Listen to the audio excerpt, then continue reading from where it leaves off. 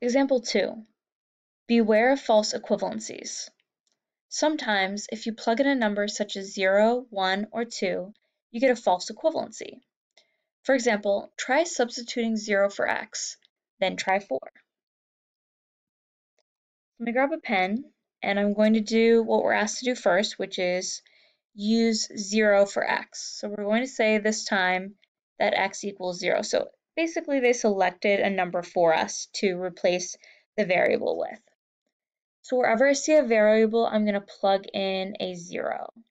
So I'll take out the variable, plug in a 0. Then in example A, I need to deal with the parentheses, or you could say grouping symbols first. 0 plus 3 is equal to 3.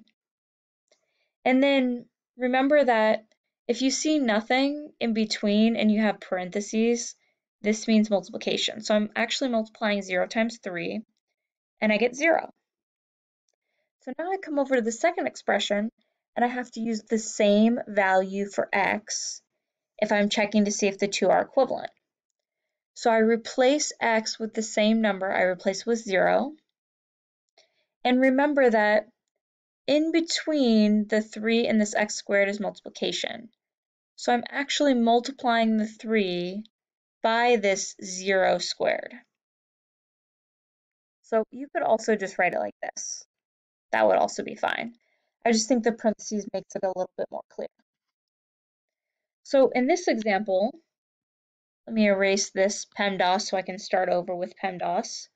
In this example, in the parentheses, there's nothing to simplify. There's already just one number, so we're finished with the parentheses. So we can move on to the exponents. And the exponent of 2 tells us how many of the base are being multiplied together. Basically, it's telling us how many copies we need of the base. So we need 2 copies of the base. Those are being multiplied together. And then when I multiply those together, I get 0. 0 times 0 is 0. And then 3 times 0 is 0. So it looks like these two expressions are equivalent. So now I'm going to erase all this work, and I'm going to try what it says to try second, which is they're telling us to try 4 for x. So let me take out x and replace it with 4. So wherever there's an x, I'm replacing it with a 4. That's what substitution is, taking out the variable and replacing it with a number. So remember, in this expression, we start by simplifying the parentheses. 4 plus 3 is 7. And then I multiply 4 times 7, and I get 28.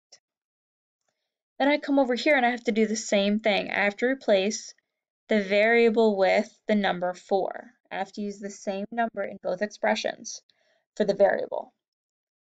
Then, in this example, I move on to exponents, and the power of 2 tells me to multiply the base of 4 together 2 times. So 4 is being multiplied by 4, and I get 16. And then I'm going to multiply 3 by 16. 6 times 3 is 18. I carry the 1. 1 times 3 is 3 plus 1 is 4. So I get 48. And we actually see that these two expressions are not equivalent. So I really simplified example 1 for you, and I did not have us plug in 2 numbers.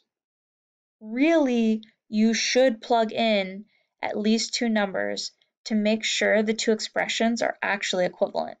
In this example, we see that no, these two expressions are not equivalent because we did not get the same answer when we plugged in 4 for x. For the two expressions to truly be equivalent, any number you substitute for the variable will result in the same answer for both expressions. If not every single number makes both equal, then the expressions are not truly equivalent. So that's why you should use really more than one number. Plug it in and see if it's equal.